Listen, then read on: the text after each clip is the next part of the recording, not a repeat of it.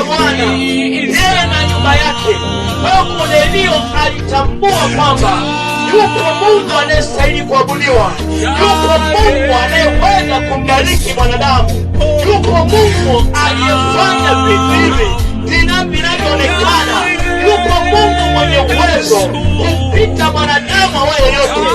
Kornelio alikuwa anajinyenyekesha mbele za Bwana, alikuwa anafanya matendo mema ya uchaji, kwa sababu alikuwa anajua anayemfanyia ni Mungu, anayemcha ni Bwana. Mimi nasema Kornelio katika hali ya uchaji, kwa kuwa Mungu ni mwenye huruma, kwa kuwa ni Mungu hana ubaguzi, ni Mungu wa wote wenye mwili. Mimi nasema Kornelio